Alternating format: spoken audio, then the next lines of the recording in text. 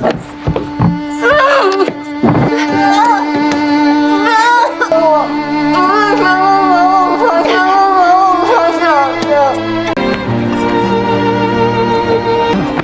开！臭要饭！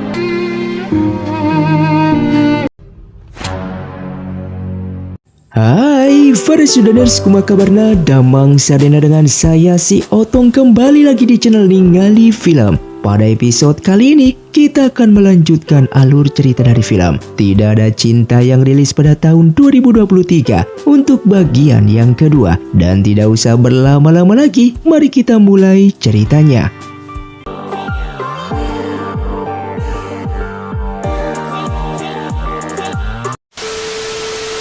Film pun dilanjutkan dengan diperlihatkannya Qiang Xuan yang terluka bertanya tentang racun apa yang berada di dalam tubuhnya ini. Sang tabib pun memberitahukan kalau itu bukanlah sebuah racun, melainkan telur cahaya yang mampu menyerang lawan dengan jarak jauh. Jika si pengguna merasakan sakit, maka si target pun akan mendapatkan rasa sakit yang sama. Dan bahkan telur cahaya ini hanya bisa dikeluarkan oleh si penggunanya saja, yang tak lain adalah Xiao Yao itu sendiri. Oleh karena itu Qiang Xuan pun akan mencari Xiao Yao untuk mengeluarkan telur cahaya ini dari tubuhnya. Sementara itu Xiang Liu membawa Xiao Yao ke suatu tempat dan merendam tubuhnya, yang kemudian mengeluarkan kristal biru dengan menyalurkan energi spiritualnya kepada Xiao Yao yang terluka. Yang pada akhirnya Xiao Yao pun tersadar kembali dan Xiang Liu pun menanyakan kenapa Xiao Yao menyelamatkan Qiang Xuan. Di sini Xiao Yao pun menjelaskan jika ia sudah mengetahui identitas Qiang Xuan yang merupakan cucu dari Raja Xian, dan kalau ia sampai membantu membunuhnya, maka Raja Xian pasti akan balas dendam. Maka dari itu ia tidak berani menentang Raja Xian karena hidupnya nanti tidak akan tenang. Xiang Liu yang marah langsung mencekiknya dan menghisap darahnya kembali.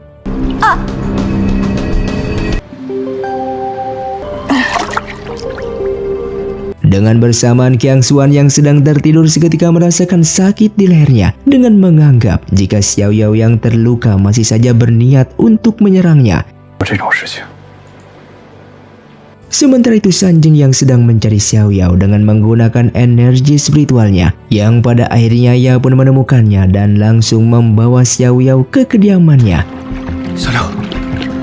Diperlihatkannya Sanjing yang merawat Xiao Yao yang dalam keadaan sekarat. Seketika itu Xiao Yao menggenggam tangannya dengan memanggil Xiang Liu. Di sini Sanjing yang sedikit kesal berpikir kalau Xiang Liu yang sudah melukainya, namun tetap saja Xiao Yao masih memikirkannya. Dan singkatnya beberapa hari kemudian, Xiao Yao pun telah sadar kembali. Dengan membuka jendela di sana, ia pun melihat Sanjing yang ternyata selama ini Sanjinglah yang telah merawatnya. Sanjing yang melihat Xiao Yao yang sudah terbangun dari pingsannya langsung memeluknya. Di sini Xiao Yao pun mengucapkan banyak terima kasih kepada Sanjing yang sudah menolong dan merawatnya, dan ia pun izin pamit untuk pulang.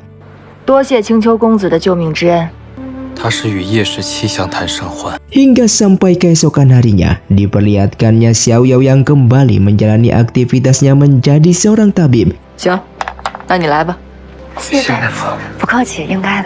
Namun tak lama kemudian Qiang Xuan pun datang ke sana, yang membuat Xiao Yao pun sangatlah terkejut.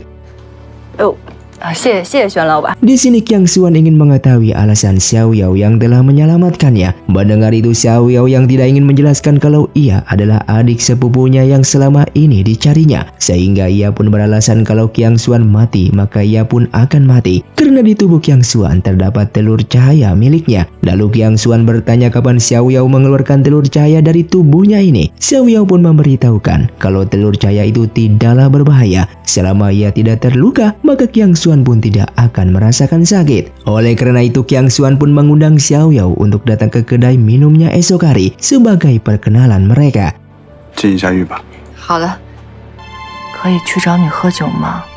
Dan singkatnya esok hari pun tiba. Xiao Yao yang datang ke kedai minuman Qiang Xuan memperkenalkan dirinya yang merupakan seorang tabib dari kota ini. Bahkan ia pun memberitahukan tentang cara membedakan racun dari berbagai jenisnya dan cara merasakannya. Setelahnya Qiang Xuan pun memperkenalkan dirinya sebagai cucu dari Raja Xian yang kedatangannya ke kota ini untuk menyelidiki pasukan negara Chenrong yang merupakan musuh dari negaranya. Kemudian ia pun mengeluarkan bulu ekor rubahnya dengan memberitahukan kalau ini barang kesayangan adiknya sebelum dia pergi 300 tahun yang lalu. Dan setelahnya ia hanya mendengar dari orang-orang jika adiknya tersebut sudah mati. Namun ia masih berharap jika adiknya itu masih hidup. Xiao Yao yang mendengar itu tidak kuat untuk menahan air matanya karena orang yang dicarinya sebenarnya ada di depannya.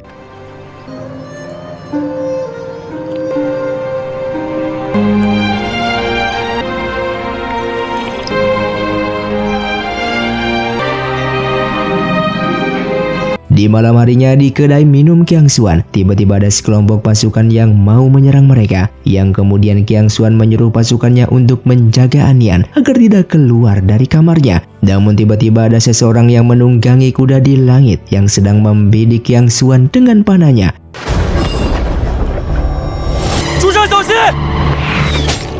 Yang ternyata orang yang memanah Qiang Xuan adalah Fang Er yang merupakan calon istri dari San Jing. Ia pun memberikan informasi kalau misinya telah berhasil kepada tuannya, yang ternyata ia bekerja kepada Xiang Liu untuk membunuh Qiang Xuan.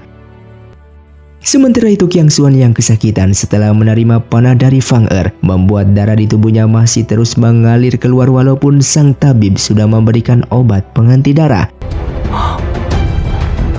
Sampai di pagi harinya keadaan Qiang Xuan semakin kritis karena darahnya masih terus keluar yang padahal panahnya tidak mengenai alat vitalnya, sehingga Qiang Xuan beranggapan kalau yang mempunyai teknik memanah yang bagus seperti itu hanya dari keluarga Fang yang mampu melumpuhkan lawan walaupun hanya dengan anak panah biasa. Oleh karena itu ia pun memerintahkan Anian untuk menemui Xiao Yao.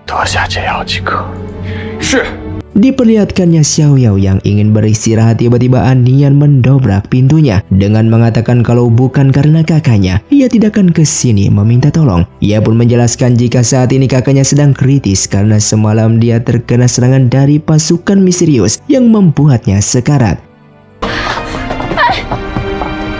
Setelah melihat kondisi Qiang Xuan, Xiao Yao pun melihat lukanya dengan menjelaskan kalau tubuh Qiang Xuan tidak terkena alat vital dan ini sangatlah aneh. Yang kemudian ia pun melihat panahnya yang hanya panah biasa. Lalu ia pun bertanya kepada Qiang Xuan apa yang dirasakan pertama kali di saat panah tersebut menancap di tubuhnya. Qiang Xuan menjelaskan kalau di sekujur tubuhnya terasa dingin dan tidak bisa bernapas. Mendengar itu Xiao Yao pun menganggap jika Qiang Xuan terkena kristal es dari serangan panah tersebut.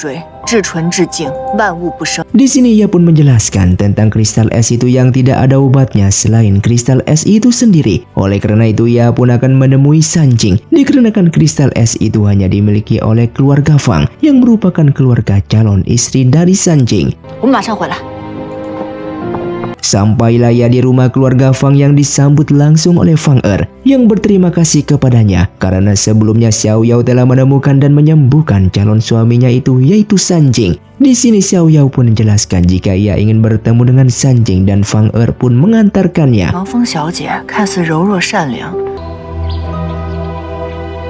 Di sini Xiao Yao pun menjelaskan kedatangannya saat ini untuk meminta kristal es yang hanya dimiliki oleh keluarga Fang. Mendengar permintaan itu dengan senang hati San Jing pun akan memberikannya, yang membuat Xiao Yao menganggap jika San Jing bukanlah pelakunya, sehingga ia akan menyelidiki siapa orang misterius tersebut yang telah menyerang kakak Qiang Xuan.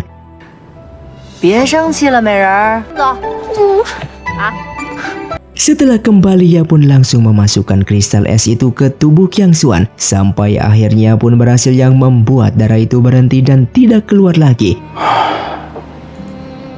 Setelah itu Qiang Xuan pun memerintahkan Anian dan pasukannya untuk segera berkemas dan pergi ke Gunung Lima Dewa untuk menyembuhkan lukanya ini. Lalu ia pun mengajak Xiao Yao untuk tinggal di sana karena dengan kemampuan tabibnya tersebut membuatnya akan lebih sukses di sana. Namun Xiao Yao menolak tawaran itu karena di sini ia memiliki teman-teman yang sangatlah baik yang selalu menjaganya. Di saat Qiang Xuan dan pasukannya berangkat, Xiao Yao pun berharap kakaknya mendapatkan apa yang diinginkannya. Diperlihatkannya prajurit Qiang Xuan yang bertanya kenapa melepaskan Xiao Yao begitu saja karena dia belum mengeluarkan telur cahaya di dalam tubuh tuannya ini. Yang kemudian Qiang Xuan menjelaskan jika dia akan mengeluarkan telur cahaya tersebut setelah lukanya sembuh dan tidak peduli apa tujuannya itu. Namun dia telah menyelamatkannya 2 kali. Di sisi lain, Xiao Yao yang berada di danau tiba-tiba Xiang Liu datang ke sana dengan menanyakan Xiao Yao sedang memikirkan apa. Xiao Yao pun menjelaskan jika ia ingin mengeluarkan telur cahaya tersebut yang saat ini berada di dalam tubuh Qiang Xuan. Namun sebenarnya ia tidak tahu caranya. Mendengar hal itu Xiang Liu pun akan membantunya dengan bersedia memindahkan telur cahaya itu ke dalam tubuhnya tersebut. Yang ternyata sebelumnya Xiang Liu sudah mengetahui jika telur cahaya ini tidak hanya bisa mencelakai targetnya, namun bisa juga untuk ikatan cinta agar ia bersama Xiao Yao untuk selama-lamanya. 必须心中有情才行，可就再也收不回来了。武神山是昊灵王居住的地方。 Singkatnya mereka pun berada di wilayah Laut Lima Dewa karena di tempat inilah jarak mereka berdekatan dengan Qiang Xuan yang saat ini berada di Gunung Lima Dewa, sehingga mereka berdua pun memulai melakukan prosesi pemindahan telur cahaya tersebut ke dalam tubuh Xiang Liu. Dengan bersamaan Qiang Xuan yang sudah berada di Gunung Lima Dewa seketika itu, ia pun muntah darah dengan memberitahukan kepada prajuritnya jika telur cahaya yang berada di dalam tubuhnya ini sudah dikeluarkan oleh Xiao Yao. "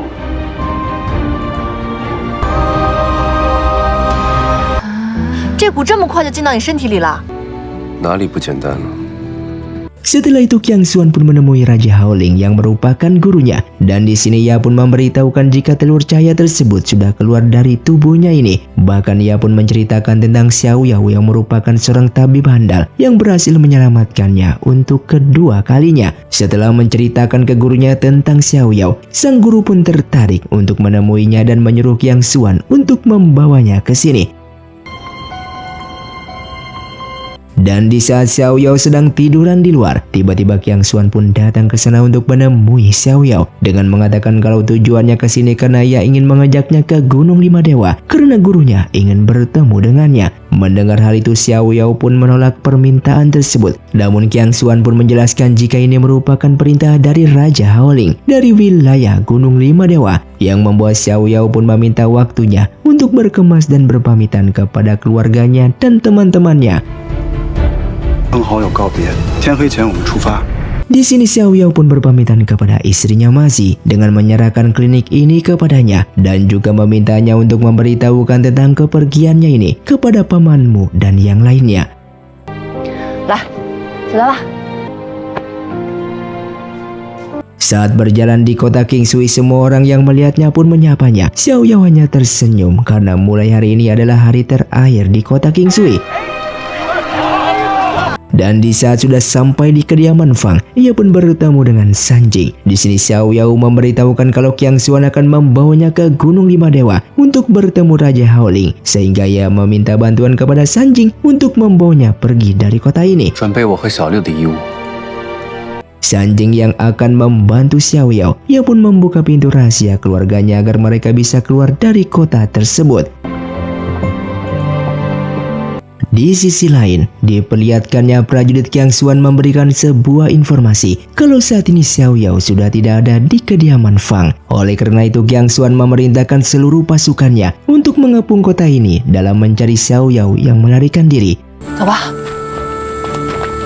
Di malam harinya mereka berdua pun berhasil keluar dari kota Qingsui. Di sini Xiao Yao mengatakan jika tindakan Sanjing ini akan mengancam keluarganya sendiri karena telah menolongnya yang menolak perintah dari Raja Haoling. Namun Sanjing mengatakan jika ia tidak akan menyesalinya karena di saat dulu Xiao Yao pun pernah menolongnya. Dan dari sinilah ia pun menceritakan di saat ia dihianati oleh kakaknya sendiri.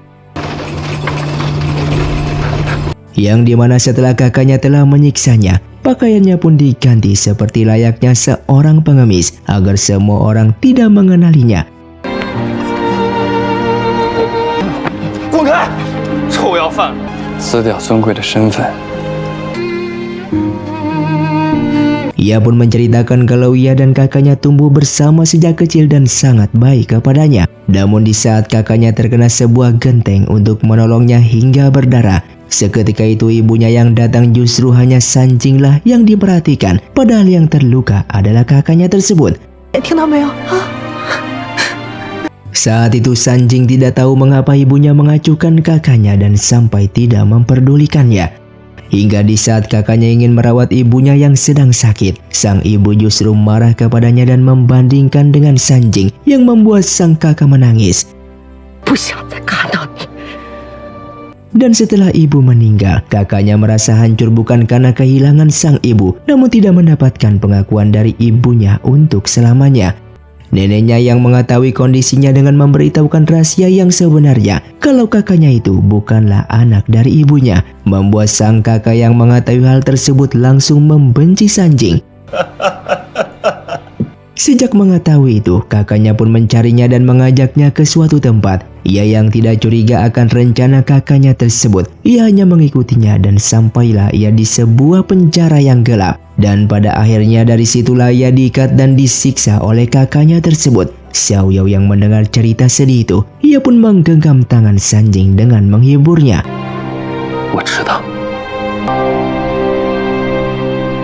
Singkatnya esok hari pun tiba. Sanjing yang menyadari jika keluarga Fang saat ini sedang ditangkap oleh pasukan Qiangxuan, ia pun akan kembali ke sana dan memerintahkan Xiao Yao untuk terus berlari dari kejaran Qiangxuan. 我一旦出了这个门儿，你也愿意冒着得罪昊灵王的？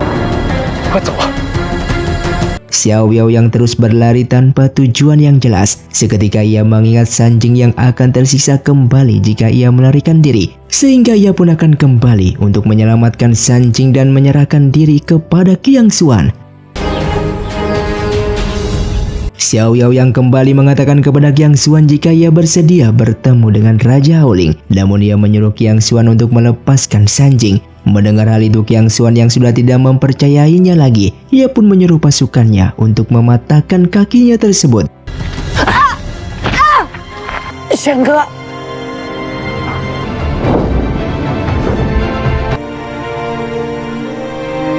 Di saat ia berada di kereta penjara, ia yang melihat Sanjing yang terluka parah dan tidak sadarkan diri. Dengan segera ia pun memberikan darahnya untuk mengobati Sanjing. 串子看似抱起他，也许很多女人会选择。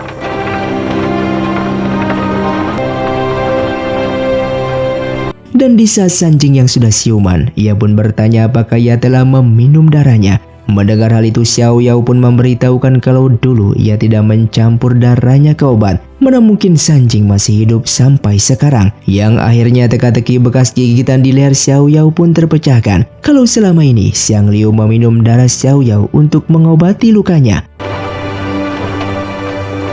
Singkatnya sampailah mereka di penjara tulang naga dan mereka berdua pun dimasukkan ke dalam penjara tersebut.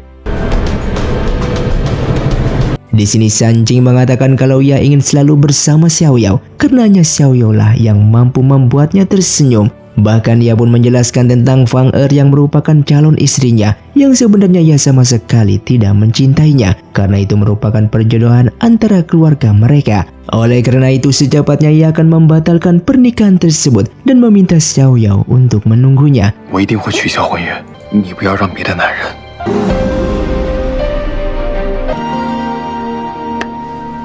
Sementara Xiang Liu yang mengetahui jika Xiao Yao berada di dalam penjara tulang naga, ia pun ingin menghancurkan dinding pembatas tersebut dengan kekuatannya. Di sisi lain, para pengawal pun datang dan ingin membawa mereka keluar dari sana. Dan di saat itulah Xiao Yao pun merasakan akan kedatangan Xiang Liu yang ingin menolongnya. Xiao Yao yang tidak ingin selamat seorang diri, sementara Sanjing ditangkap bahkan dibunuh. Oleh karena itu ia pun menyuruh Xiang Liu untuk pergi meninggalkannya. 我不想欠你太多的人情。能从海上来，自然能从海上走。 Sampai akhirnya mereka pun sudah tiba di istana Cheng'an. Di saat melihatnya, Xiao Yao langsung teringat saat ia masih kecil dan bermain dengan ibunya. 也没什么，就是腿突然有点疼。Setelahnya Qiang Xuan mengatakan kalau ini tempat tinggalnya untuk sementara waktu, dengan mengingatkan kalau Raja Howling akan memanggilnya sewaktu-waktu dengan menyuruhnya untuk mandi dan beristirahat. Sampai akhirnya Xiao Yao pun disuruh untuk menghadap kepada Raja Howling yang ditemani oleh Sanjing yang menggendongnya, yang memberitahukan Raja Howling kalau kaki Xiao Yao yang terluka tidak bisa hormat kepadanya. Saat Raja Howling melihatnya, ia pun sudah mengetahui kalau di hadapannya ini merupakan putrinya. Lalu ia pun mengajaknya untuk makan bersama, yang membuat Qiang Xuan pun terkejut mendengarnya. 留下一起用膳。 Saat makan bersama, Raja Howling pun bertanya makanan apa yang disukai oleh Xiao Yao, dan Xiao Yao pun mengakui jika makanan kesukaannya yaitu kacang hijau, yang seketika itu ia pun teringat makan bersama dengan Qiang Xuan di waktu kecil. 厨准备了青艾糕，若你还有什么想吃的， 你最爱吃的青艾糕。 Oleh karena itu Qiang Xuan pun langsung bertanya kepada Raja Howling siapa sebenarnya wanita tersebut, karena makanan kacang hijau merupakan kesukaan dari Xiao Yao, dan apakah wanita itu adalah Xiao Yao. Di sini Raja Howling pun memberitahukan kalau suatu saat nanti Qiang Xuan pun akan mengetahuinya, yang membuat Qiang Xuan semakin penasaran terhadap identitas wanita tersebut. 我不明白为什么。 Seketika itu ia pun langsung mengingat kejadian di saat wanita itu menolong dirinya beberapa kali, yang membuat ia semakin yakin jika wanita ini adalah Xiao Yao, yang merupakan adik sepupunya yang selama ini ia cari.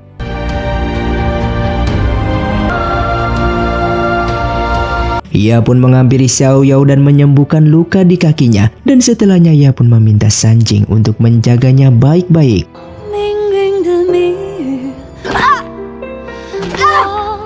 去给我找最有经验的行刑人。疼吗？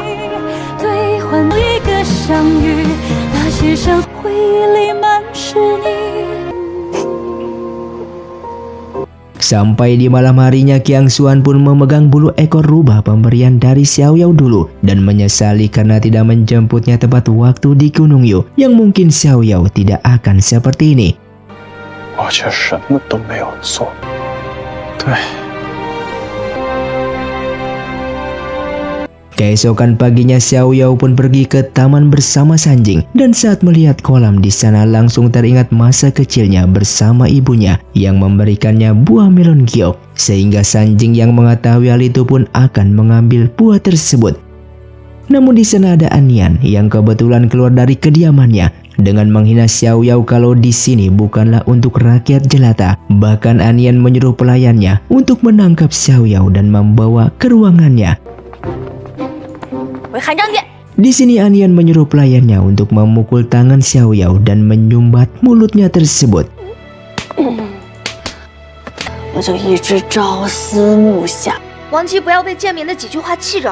Sementara Sanjing yang kembali namun ia sangat terkejut karena tidak melihat Xiao Yao ada di sana, yang kemudian mendengar suara Anian yang sedang menyiksa Xiao Yao, dan ia pun ingin masuk ke sana. Namun para penjaga melarangnya sehingga ia pun harus melawan para penjaga tersebut.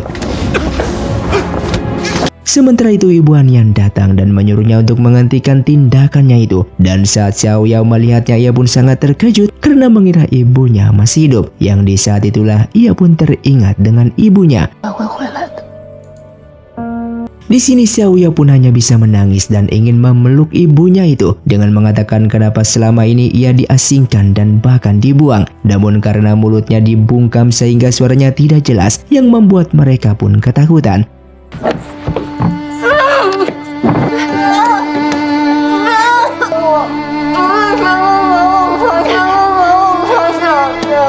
Tak lama kemudian Qiang Xuan bersama Raja Howling pun datang ke sana, dan Qiang Xuan langsung memberitahukan kalau dia bukanlah ibunya Xiao Yao. Namun Xiao Yao yang sudah tidak peduli lagi tetap memanggilnya sang ibu, sampai Qiang Xuan menyadarkannya dengan membuka penutup kainnya dengan memberitahukan kalau dia bukanlah ibunya. Xiao Yao yang tetap mengira kalau dia ibunya dan ingin bicara padanya kenapa melantarkannya, sehingga Qiang Xuan tetap menjelaskan kalau ibunya sudah mati dalam berperang dan dia adalah permaisuri Jiang yang mirip dengan ibunya, sekaligus merupakan ibunya Anian. Melihat Xiao Yao terus menangis dan mengira ibunya tidak menginginkannya lagi, Qiang Xuan juga menangis dan langsung memeluknya.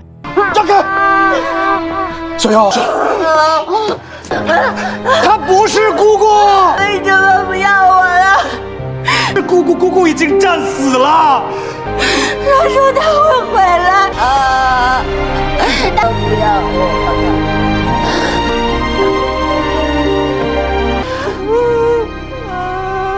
Sementara itu Anian yang penasaran ingin kembali karena kakak sepupunya dan ayahnya bersikap seperti itu kepada Xiao Yao dan ingin bertanya siapa Xiao Yao sebenarnya. Namun pelayannya melarangnya karena ini merupakan perintah dari Yang Mulia. Xiao Yao yang sedang diobati. Seketika itu Raja Haoling mengeluarkan energi spiritualnya berbentuk hewan dan mengingatkannya saat masih kecil. 好。 Di sini Xiao Yao pun mengira ayahnya tidak menginginkannya lagi karena tidak menjemputnya. Lalu ia pun bertanya apakah Raja Haoling ini adalah ayahnya. Dan Raja Haoling mengakui kalau ia adalah ayahnya yang akan selamanya menjadi ayahnya.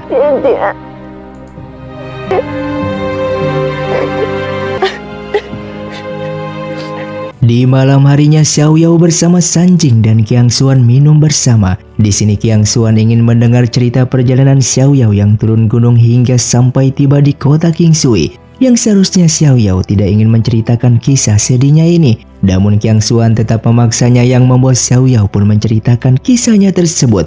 Di saat dulu Xiao Yao yang berada di dalam perjalanan menuju Gunung Yu, seketika itu dua pelayan Haoling membicarakan tentangnya yang menyebutnya sebagai anak terlantar yang membuatnya pergi dari sana. Dan ia yang tidak percaya ibunya mati, ia pun pergi ke kota Jisoo, tempat ibunya berperang.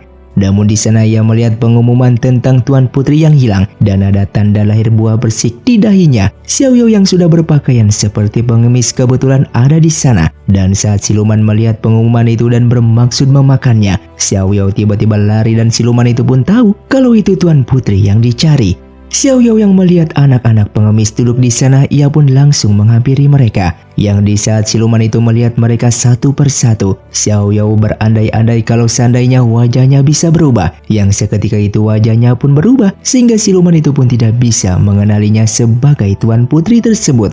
Setelahnya Xiao Yao pun tersadar kalau bisa merubah wajahnya sesuka hatinya dan terus merubah wajahnya untuk bertahan hidup agar identitasnya tidak diketahui. Sampai akhirnya ia pun lupa dengan wajahnya sendiri. Walau sudah mencobanya beberapa kali, namun tidak menemukan wajah aslinya itu. Lalu setelah itu ia pun bertemu dengan siluman rubah ekor 9. Dan siluman itu juga bisa mengubah banyak wajah. Dan akhirnya berlomba-lomba untuk mengubah wajah mereka sebanyak mungkin. Sampai akhirnya siluman tersebut memberikan cermin yang bisa membantu untuk mendapatkan wajah aslinya. Namun ternyata ia dijebak dan dikurung. Karena siluman itu ternyata musuh dari ibunya yang pernah memotong ekornya dan ingin melampiaskan dendam kepada Xiao Yao. Siluman itu menyiksanya setiap hari dan memberikan minuman aneh hingga energi spiritualnya pun musnah. Sampai akhirnya di saat siluman itu ingin memakannya, Xiao Yao secara diam-diam memberinya racun ke dalam minumannya tersebut yang membuat siluman itu pun tewas seketika. Qiang Xuan yang mengetahui kalau bulu rubah ekor 9 yang selalu disimpannya merupakan potongan siluman tersebut dan ia pun langsung membuangnya. Melihat hal itu Xiao Yao menyuruh Sanjing untuk menyimpannya sampai amarah kakaknya itu mereda. Hingga keesokan harinya Qiang Xuan pun menceritakan hal tersebut kepada ayahnya Xiao Yao. Lalu ayahnya Xiao Yao kemudian memunculkan tanda lahir di dahinya dan memberitahukan kepada Xiao Yao kalau sebenarnya dirinya tidak terkena penyakit. Namun di dalam tubuhnya tersegel pusaka langka yang bisa membuat orang itu mempertahankan wajah yang diinginkannya. Sehingga Xiao Yao pun meminta ayahnya untuk mengeluarkan pusaka tersebut agar wajah aslinya bisa kembali. Namun ayahnya memberitahukan kalau saat ini ia tidak bisa mengeluarkannya. Sehingga ayahnya pun berjanji akan mengembalikan wajah aslinya tersebut di suatu saat nanti. Setelahnya Xiao Yao pun memberitahukan Sanjing kalau wajahnya bukan karena penyakit, akan tetapi karena tersegel benda pusaka di tubuhnya, dan jika dikeluarkan maka wajah aslinya akan kembali. Mendengar hal itu Sanjing pun hanya bisa tersenyum. Kemudian Xiao Yao bertanya bagaimana kalau ia buruk rupa, dan Sanjing mengatakan itu sangatlah bagus sehingga ia tidak ada saingan untuk memilikinya. Kemudian ia pun memberitahukan Xiao Yao kalau ia akan pergi dari sini karena akan mengurus masalahnya sendiri tentang perjodohannya tersebut. Lalu ia pun mengingatkan Xiao Yao untuk tetap menunggunya dan jangan sampai ada pria lain yang masuk ke dalam hatinya. Lalu Xiao Yao pun mengatakan ia akan tetap menunggunya.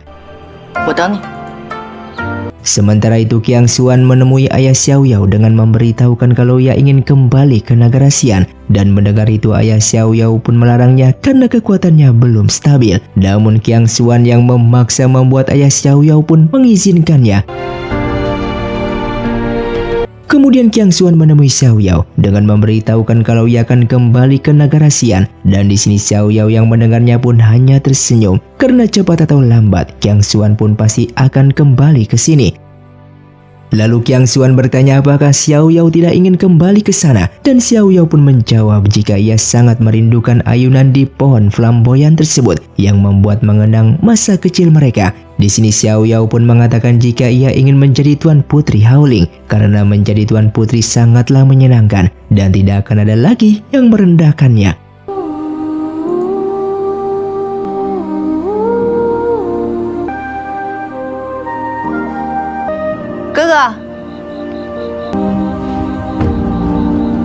Setelah Xiao Yao pun meminta izin kepada ayahnya karena ingin menjadi Tuan Putri Haoling. Namun di sini ayahnya bertanya apakah sudah memikirkannya. Kemudian ayahnya memberitahukan Xiao Yao untuk pergi ke Gunung Yu karena waktu itu ia sudah mengirimkan surat ke pamanmu tentang kondisi Xiao Yao. Mendengar hal itu Xiao Yao pun langsung terlihat senang dan Qiang Xuan pun mau menemaninya.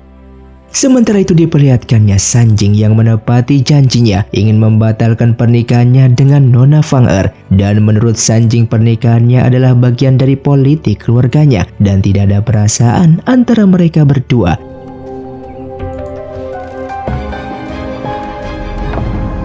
Dengan bersamaan Qiang Xuan yang mengantar Xiao Yao kembali ke Gunung Yu menjadi rakyat jelata dan sudah sampai di sana dengan mencari penginapan yang biasa agar tidak menarik perhatian semua orang. Kakak seperguruannya pun memberitahukan kalau di sini banyak bangsawan yang angkuh, jadi menyuruh Qiang Xuan untuk menghindarinya. Lalu Xiao Yao pun memberitahukan ada danau Jingshui dan pemandangannya sangatlah indah dan juga tempat itu merupakan pariwisata di dataran tengah ini. Mendengar itu Qiang Xuan ingin mengajak mereka berkeliling di danau dan makan di sana.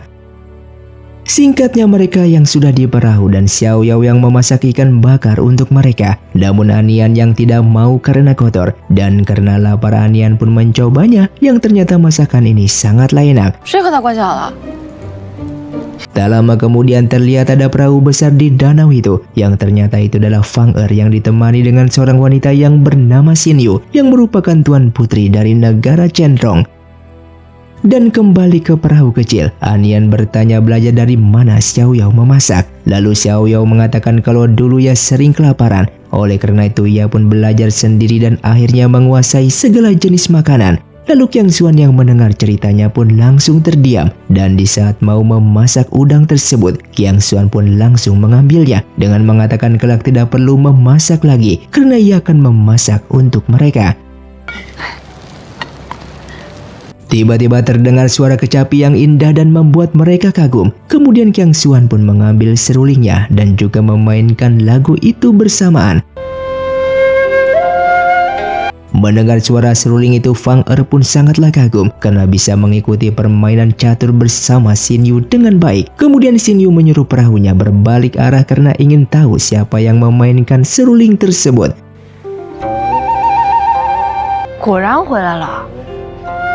Dan di saat Xiao Yao melihat mereka, Xiao Yao langsung berbalik dengan memberitahukan Qiang Xuan kalau yang berbaju merah adalah Fang Er. Mendengar itu Qiang Xuan yang pernah terluka olehnya pun sangatlah marah.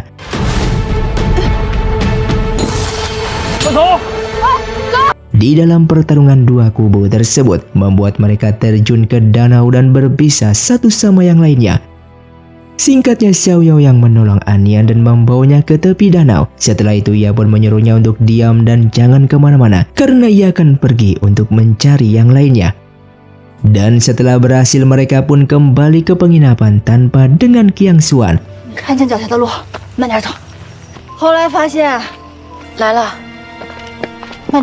Yang ternyata Qiang Xuan berada di kediaman negara Chenrong dan diselamatkan oleh Xin Yu. Qiang Xuan yang terluka terkena senjata Fang Er akhirnya siuman dan di saat terbangun, Xin Yu mau masuk ke kamarnya yang membuat Qiang Xuan berpura-pura tidur.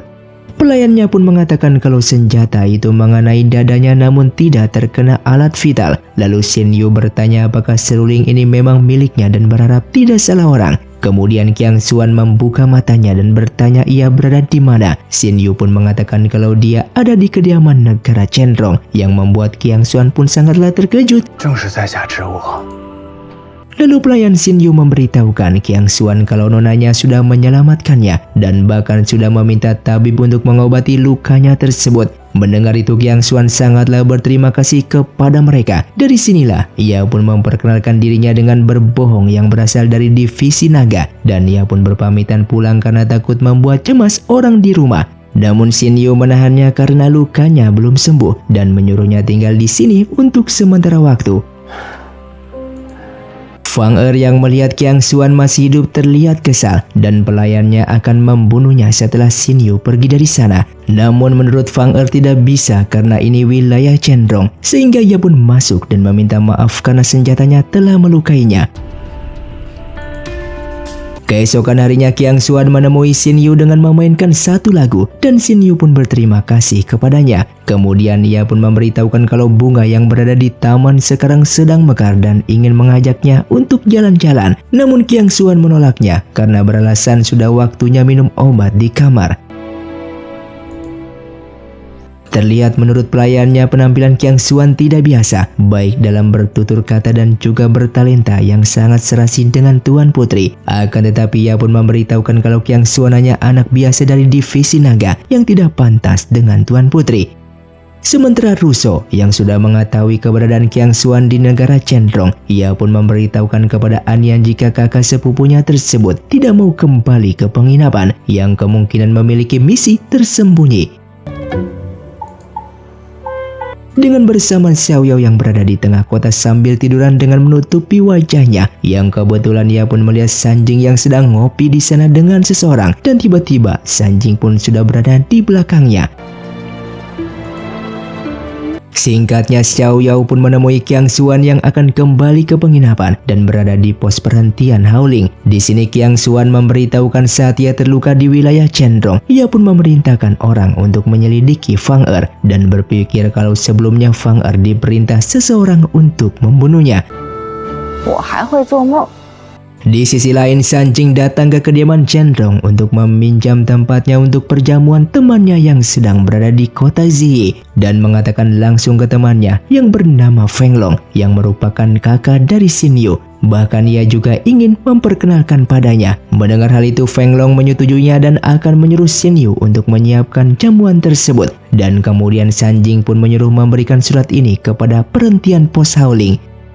Hingga sampailah pelayan itu pun memberikan surat dari kediaman Chenrong tersebut dan Xiao Yao berpikir kalau itu undangan dari Shin Yu. Namun Qiang Xuan memperlihatkan kalau jamuan memang dari kediaman Chenrong, akan tetapi undangannya dari Sanjing. Qiang Xuan yang ingin menolak undangan itu karena harus berangkat ke Gunung Yu, namun Xiao Yao menyuruhnya untuk datang. 我就让陆硕留下来陪他。 Singkatnya Qiang Xuan dan Xiao Yao sudah sampai di kediaman Chenrong dan mereka pun langsung disambut oleh mereka. Di sini Shin Yu pun sangatlah terkejut karena teman Sanjing adalah Qiang Xuan dan menceritakan hal tersebut kepada kakaknya. 若是让他知晓，定会让娘念叨。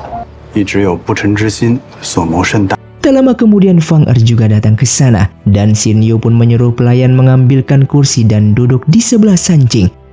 Lalu Shin Yu pun memuji keharmonisan mereka dan membuat Sanjing berdiri, yang membuat Fang Er pun memegangi bajunya tersebut.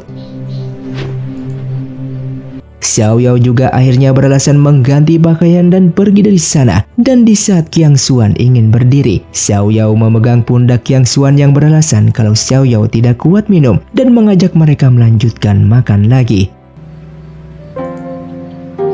Kemudian Xiao Yao pun pergi ke danau dan saat melihat perahu kecil di sana, Xiao Yao pun memanggil pedayung itu, yang ternyata yang ada di dalam perahu kecil itu adalah Xiang Liu.